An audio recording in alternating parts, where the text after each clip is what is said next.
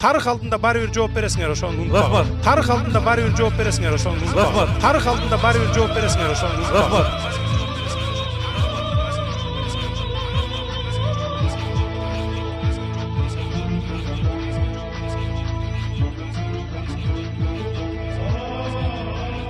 Мен ушуну айтайын дегеним, урматтуу депутаттар, Мегакомдон күнүнө 2 миллион доллардын тегерегинде выручка түшөт. Күнүнө 2 миллион доллардын тегерегинде выручка түшөт. Каяктагы бир инвестор деген ат менен шылуундарга берген атабыз. Артында мен мындай билем сыртынан, колунан кармап алган жокмун, бирок бир 4-5 миллион доллар чөнтөк кызыкчылык үчүн ушуну сатабыз деп атат. Анан эле шылтоо да мамлекетте мунун башкара турган менеджер жок, анан иштете албайбыз, талатып ийебиз, тонотуп ийебиз деп. Анда эмнеге премьер-министр иштеп атат? Министрлер эмнеге иштеп атат анда? Анда бардыгын таркатып туруп эле өкмөттү тиги инвесторлорго бербейлби Кыргызстанды башкаргыла деп. Инвесторлорго бербейлби Кыргызстанды башкаргыла деп.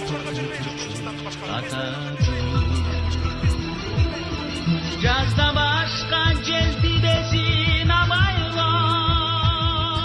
Алтын жумуртка тууп берип аткан тоокторду сатып атасыңар да мындайча айтканда. Алтын жумуртка тууп берип аткан тоокторду сатып атасыңар да мындайча айтканда. Тарих алдында бari bir жооп бересиңер, ошону унутпагыла. Рахмат. Тарих алдында бari bir жооп бересиңер, ошону унутпагыла. Рахмат. Тарих алдында бari bir жооп бересиңер, ошону унутпагыла. Рахмат. Ошон үчүн урматтуу депутаттар, каршы бериңиздер буга. Болбойт мындай талатып тоноткон. Каршы бериңиздер буга. Болбойт мындай талатып тоноткон. Болбойт мындай талатып тоноткон. Өткөзүп эле атабыз. Мына азыр 45-маселе болду, дастан өтүп кетти. Дастан өтүп кетти. Сата элек эмнебиз калды мамлекетте? Биздин мамлекет эле калды сата элек. Мамлекет эле калды сата элек. Баткенди саталы, бага албай калдык, коргой албай калдык деп. Кудай сактасын деп. Ошон үчүнчү мындай да көлдү, нарынды саталанда. Ай, урматтуу депутаттар, Дастан прибыль берип аткан предприятие. Эмне үчүн сатышыбыз керек? А Мегаком боюнча болсо, Мегакомду да сатпаш керек 49%. Рахмат. 51%. Рахмат. Болду, азыр добуш берүүдө талкуу болбойт. Сиз талкуу өтүп кеттиңиз. Сунушуңуз болсо айтыңыз.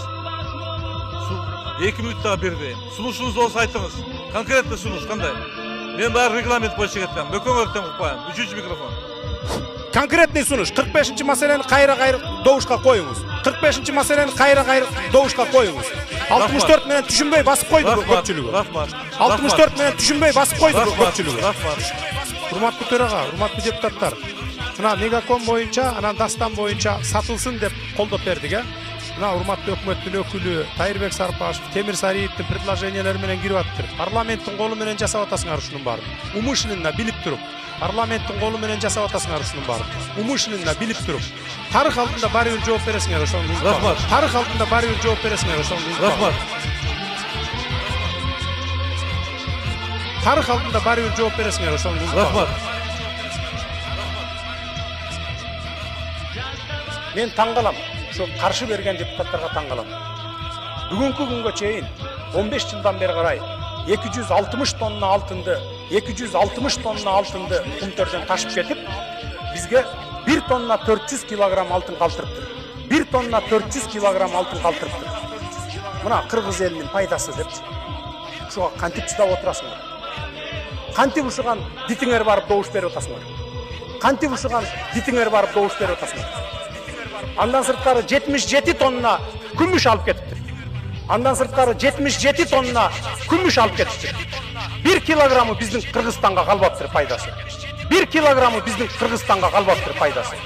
Кайсы бетиңер менен ушуга добуш берип атасыңар? 1 килограммы калбаптыр. 2000. Эми мындай да урматтуу депутаттар, чындык мындай ачуу болот. Угуп туруңар. Укула. Урматтуу депутаттар, танапес. 3-үчү микрофон. Урматтуу төрага, процедура боюнча менин толук акым бар 2 мүнөт сүйлөгөнгө. Андан сырткары 15 мүнөт лидер фракция катары мен толук укугум бар. Менин башымды кесип коюшуңар мүмкүн, но бирок тилимди кесе албайсыңар. Менин башымды кесип коюшуңар мүмкүн, но бирок тилимди кесе албайсыңар. Бул менин мыйзамдуу укугум. Эгерде оскорбление болбосо, Ирина Карамушкинага эгерде кыргыз мамлекетинин тагдыры баары бир болсо, мага баары бир эмес. Ирина Карамушкинага эгерде кыргыз мамлекетинин тагдыры баары бир болсо, мага баары бир эмес. Мен эртеңки кыргыз мамлекетинин келечегин ойлонуп атам. Ошон үчүн урматтуу Асылбек Шарипович, Siz kalыс alып barыңыз. Menin mıyzamdı hukukumdu hiç kimden tevelегенге, президенттин дагы, премьер министрдин дагы, спикердин дагы hiç кандай акысы жок. Бул менин мыйзамдуу hukugum.